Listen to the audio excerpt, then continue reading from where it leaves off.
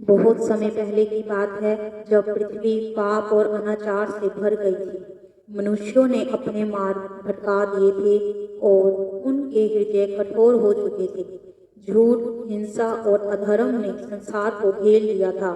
मनुष्य अपने ही स्वार्थ में अंधे हो चुके थे और वे अपने सृष्टिकर्ता परमेश्वर को भूल गए थे। परंतु इस अंधकारमय युग में भी एक मनुष्य था जो परमेश्वर की दृष्टि में धर्मी था। वह था नूह। वह सरल और निष्कलंक और परमेश्वर से प्रेम करने वाला और उसकी आज्ञाओं को मानने वाला व्यक्ति था। वह अपने परिवार को भी सत्य और न्याय की राह पर चलने के लिए सदा प्रेरित करता था। एक दिन परमेश्वर ने नूह से कहा, नूह, मैंने मनुष्यों के दुष्कर्मों को देखा है। वे पाप में लिप्त हो गए हैं, उनकी आत्माएं मलिन हो गई हैं। मैं पृथ्वी पर प्रलय लाने जा रहा हूँ, एक महान जल प्रलय जो सब कुछ नष्ट कर देगा। परंतु क्योंकि तू धर्मी है और तूने मेरी दृष्टि में सब अच्छा ही किया है, मैं तुझे और तेरे परिवार को भी बचाऊंगा। तू एक विशाल जहाज, एक नौका बना, जिसमें तू अपने परिवार और सब जीव जंतुओं को स्थान देगा। नूह ने श्रद्धा से सिर झुका लिया और बिना कुछ संदेह किए परमेश्वर की आज्ञा को मानकर उस कार्य में लग गया। नूह ने अपनी कुल्हाड़ी उठाई और लकड़ी काटनी शुरू कर दी। उसके पुत्र भी उसकी सहायता करने लगे, जिनके नाम हैं शेम, हाम और यपेत। वे रात दिन परिश्रम करने लगे और धीरे धीरे एक महान जहाज का निर्माण होने लगा। यह साधारण नौका नहीं थी, बल्कि एक विशाल संरचना थी, जिसमें 3 मंजिलें थी और कई कक्ष थे और एक मजबूत द्वार था। जब लोग नूह को यह कार्य करते देखते तो उसका मजाक उड़ाते और कहते, क्या तू पागल हो गया है नूह? वे हंसते हुए कहते कि यहाँ पे तो हमें कोई समुद्र तक भी नहीं दिखाई देता और तू यह जहाज फिर किस लिए बनाता है? परंतु नूह ने मन में निश्चय कर रखा था कि वह परमेश्वर की बातों पर मन लगाएगा। इसलिए उसने लोगों की बातों को न सुना, बल्कि उसने लोगों को चिताया कि अपने अपने पापों से तौबा करो और परमेश्वर की ओर लौट आओ। यदि तुम उसकी बातों को मानकर अपने पापों से फिरोगे तो हो सकता है यह जल प्रलय रुक जाए। परंतु उन्होंने उसकी बातें हंसी में उड़ा दी।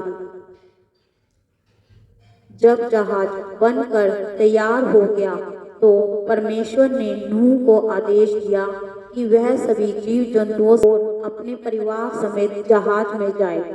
यह एक अद्भुत दृश्य था, जिसमें परमेश्वर की अगुवाई से ही वो सभी जीव जंतु और पक्षी जिन्हें परमेश्वर ने बचाना था, वह आप ही आप जहाज की ओर बढ़ रहे थे। नूह और उसका परिवार भी जहाज में चला गया। फिर वह दिन आया जिसमें परमेश्वर ने आकाश के झरोखों को खोल दिया। घने बादल गरजने लगे, बिजली कड़कने लगी, जलधाराएं आकाश से गिरने लगी और पृथ्वी के गर्भ से भी पानी फूटने लगा। कुछ ही समय में नगर, गांव, खेत, खलियान, सब पहाड़ियां, सब कुछ डूबने लगा। लोग भयभीत हो गए और दौड़ते हुए जहाज की ओर आए और चिल्लाने लगे कि हे नूह, हमें भी अंदर आने दे और हमें बचा ले। परंतु बहुत देर हो चुकी थी, क्योंकि जो जहाज का द्वार था वह परमेश्वर ने स्वयं बंद कर दिया था। पृथ्वी पर विनाश का आरंभ शुरू हो गया। जल प्रलय आया और 40 दिन और 40 रात जैसे प्रभु की इच्छा थी, दिन रात में बरसने लगा। ऊंचे से ऊंचे पर्वत भी जल में डूब गए। वृक्ष, महल, चारों ओर केवल अथाह जल राशि थी। जीवन समाप्त हो चुका था। केवल वही लोग बचे जो नूह के संग जहाज में थे। परंतु इस भयानक विनाश के बीच जहाज परमेश्वर की शक्ति से सुरक्षित रहा। नूह और उसका परिवार विश्वास से भरा हुआ था वे प्रतिदिन प्रार्थना करते और परमेश्वर की स्तुति करने लगे। दिन बीतते गए और धीरे धीरे बारिश थम गई। बादल छटने लगे, सूरज की किरणें जल की सतह पर चमकने लगी। कुछ दिनों के बाद यानी 150 दिनों के बाद जब नूह ने वचन के अनुसार एक कौवे को उड़ाया, पर कौवा जब तक पृथ्वी पर सारा जल सूख न गया था तब तक इधर ही उधर मंडराता रहा। उसके 7 दिन के बाद नूह ने एक कबूतर को उड़ाया। वह स्थान ना पाकर उस जहाज में दोबारा आ गया और नूह ने उसे, जो जहाज में एक खिड़की बनी थी, उसने जहाज में ले लिया। उसके 7 दिन और इंतजार करने के बाद नूह ने फिर एक कबूतर को भेजा और जब वह शाम को आया तो उसकी चोंच में जैतून की एक ताजा पत्ती थी। यह एक शुभ संकेत था क्योंकि जल उतरने लगा था और पृथ्वी दिखाई देने शुरू हो गई थी। पहाड़ियां दिखने शुरू हो गए थे। नूह ने परमेश्वर की स्तुति करी और 7 दिन के बाद उस कबूतर को फिर छोड़ा, पर उसके बाद वह कबूतर फिर कभी वापस नूह के पास न आया। कुछ दिन में ही पूरा जल पृथ्वी पर से सूख गया। पृथ्वी हरी भरी होने लगी और जब पृथ्वी पूरी तरह सूख गई तो परमेश्वर ने नूह से कहा कि अब तो अपने परिवार समेत और जो भी इस जहाज में है उस समेत बाहर निकला। नूह बाहर आया और उसने पर धन्यवाद के लिए एक वेदी बनाई और परमेश्वर के लिए बलिदान चढ़ाया। परमेश्वर ने उसकी भक्ति से प्रसन्न होकर उसे एक वचन दिया कि अब मैं कभी पृथ्वी को इस प्रकार जल से नष्ट नहीं करूंगा। जब तक पृथ्वी बनी रहेगी तब तक बीज रोपण और कटाई, ठंड, गर्मी, दिन और रात कभी समाप्त नहीं होंगे। फिर परमेश्वर ने आकाश में एक अद्भुत चिन्ह भी प्रकट करा जो इंद्रधनुष के रूप में है।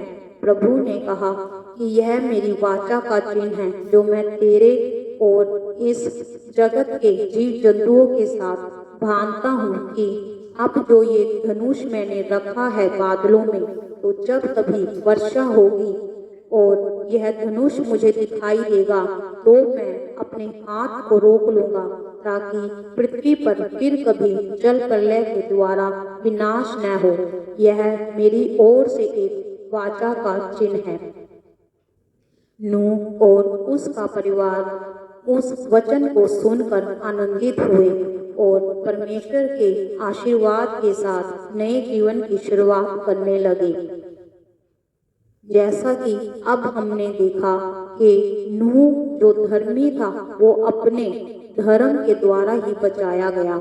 इस कहानी से हमें यह सीख मिलती है कि परमेश्वर धर्मियों को तो हर हाल में बचा लेता है और अधर्मियों को नष्ट करता है।